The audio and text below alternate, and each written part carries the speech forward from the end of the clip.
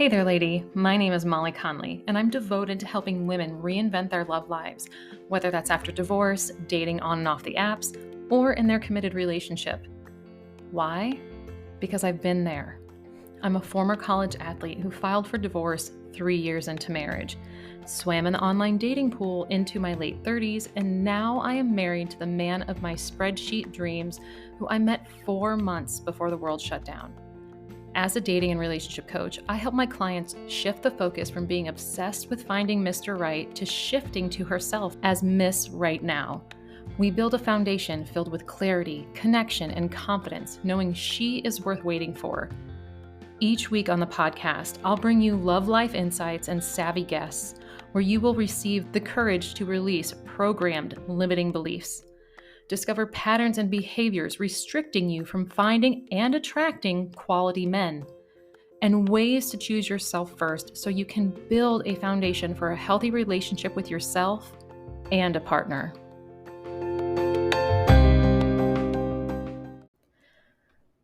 Are you feeling stuck in a rut, or maybe that you're in a pattern you want to get out of that's affecting your love life? Have you been thinking, if I could only work on this one area, I'd be able to, either move forward in dating, improve my relationships, or know myself better to do better next time? I hear my clients say this a lot.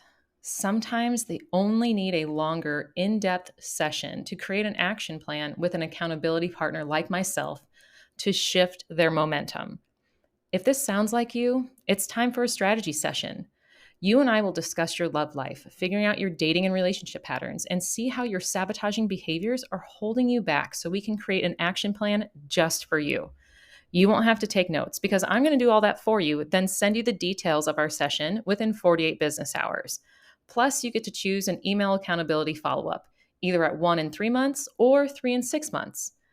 And you can save 20% off your strategy session when you use SUMMER20 at booking through August 31st. Head over to my website, reinventingthearena.com/strategy-session to book your session today.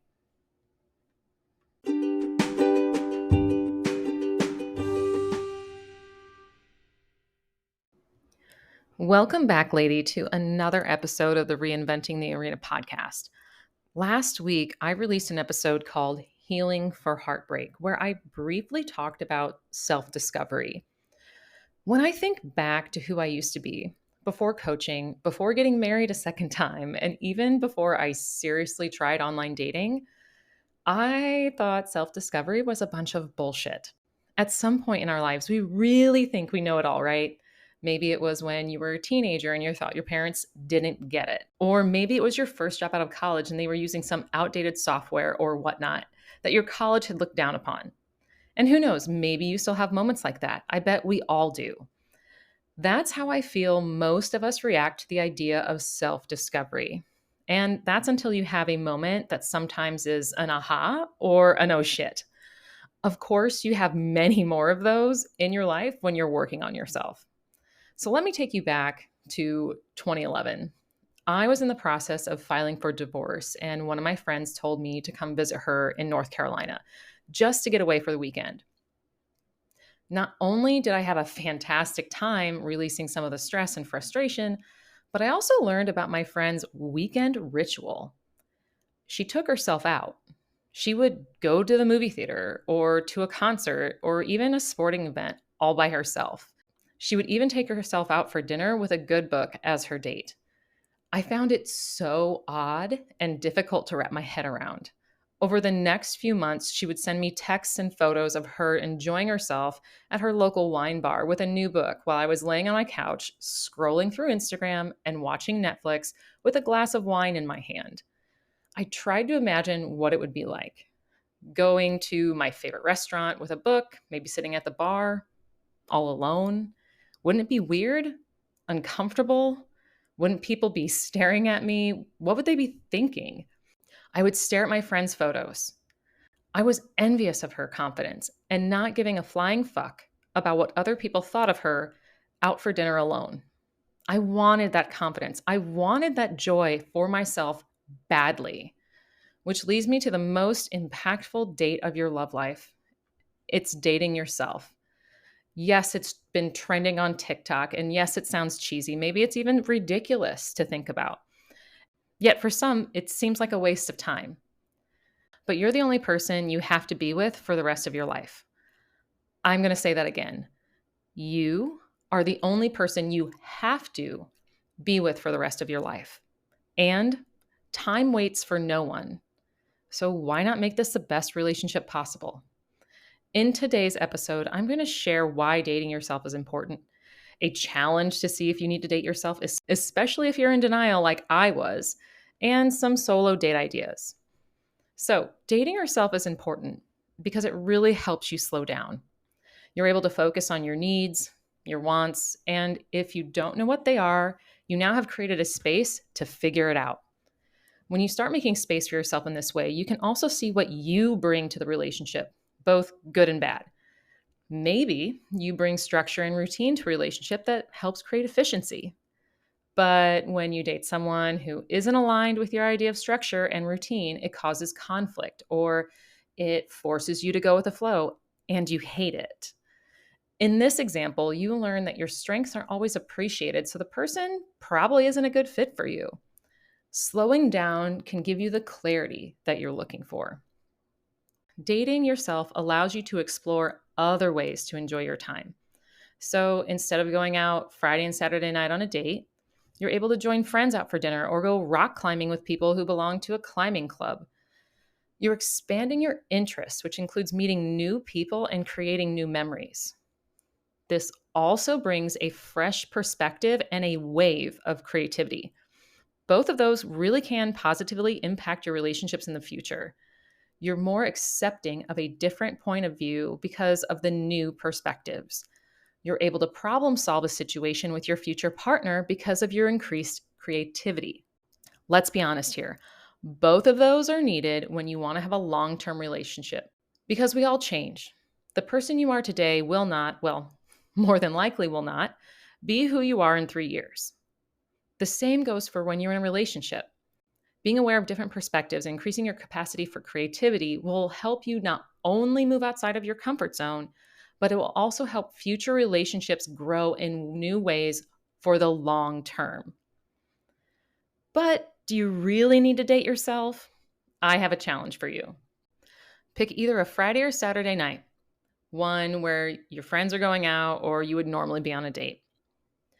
Put away your computer, hide your TV remote, turn off your phone. Basically, have a night where you detox yourself from technology, where you're alone in your own presence. Most of the time, when I challenge my clients to this, they can't do it for very long, sometimes not even an hour. I'm not saying for you to go sit on your couch and do nothing but stare at the wall, but notice what comes up for you.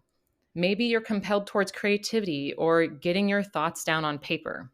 Being constantly bombarded with TV, music, gaming, social media, text messages can drown out your true feelings and thoughts, not allowing you to process or even reflect, stunting your true potential and capacity for love, even with yourself.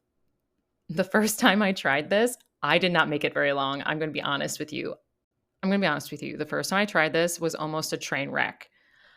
I did not make it very long, maybe an hour before I turned on my phone, sent a flash of text messages to my friends, and ran out to see them. When you can't handle being alone with yourself, you know you're overstimulated, and it's time to give solitude a chance. After a lot of practice, and I literally mean months, I was able to plan out one Sunday a month where I wouldn't turn on the TV, listen to music or a podcast, and basically went about my day enjoying other activities like reading in a bathtub, which is seriously one of my favorite things, drawing, or even just going outside for a walk. Eventually, I called myself a solitude enthusiast. When you can appreciate the solitude, there's some additional benefits. One of them is realizing whoever disrupts your solitude isn't worth it, whether that's a nagging parent, an early Sunday morning email from your boss, a friend who has too much drama, or even a 2 a.m. text message from the guy you're dating asking if he can come over. When someone or something disrupts the solitude that you've created for yourself, you're going to quickly want to put in boundaries, find solutions for yourself, and maybe even move in a whole different direction. Okay, so what are some solo date ideas you can do? To be honest, there's endless possibilities. I always like to ask my clients, what are all the hobbies and activities or things that make you you? If you love music, you go to a concert by yourself, or maybe you go to a small local bar that has an open mic night. If you enjoy cooking, maybe you could take a cooking class or cook one of your favorite meals that you've never had the chance to do. Or if you're a foodie, you could try to take yourself out to local mom and pa shops. I have seen so many people do this recently where they find a restaurant that starts with an A and then they go to the next restaurant that starts with a B. And they do this throughout the entire year. If you need to, write down a list so that you can pull one every week or even how often you like. When you start taking yourself out on these dates, you're going to shift. You're going to feel a shift in your body. You're going to see how you're shifting. And you will even begin to notice your thoughts are different than before. And maybe you even start journaling when you start this process just to show yourself how you're shifting. You're going to shift your self-esteem. You're going to shift your self-confidence. You will shift how you show up in the presence of other people. You will shift your thoughts about yourself and others. It does take time and practice, but guess what? You're worth it. Your happiness is worth it. The person that you want to be with that you haven't found yet is worth it too. I hope you enjoyed today's podcast. I can't wait to hear what solo date you took yourself on. So take a photo, share it to your Instagram, tag me, or just DM me to tell me all about it. Get ready for next week. I have my August guest joining me. She's a passionate woman and coach. She's excited about helping people like you unleash and activate your unlimited potential. Plus, it's the 50th podcast episode. There's so many fantastic episodes coming up with guests, and Brad is going to be coming back on the podcast at the end of August. If you haven't subscribed yet, get on it. Then you won't miss a thing. All right, lady, enjoy the rest of your day, and I will talk to you next week.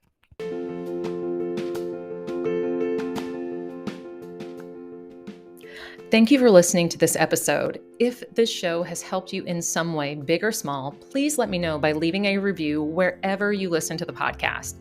It really helps other women just like you find the show. Have a good rest of your day, lady, and I will talk to you next time.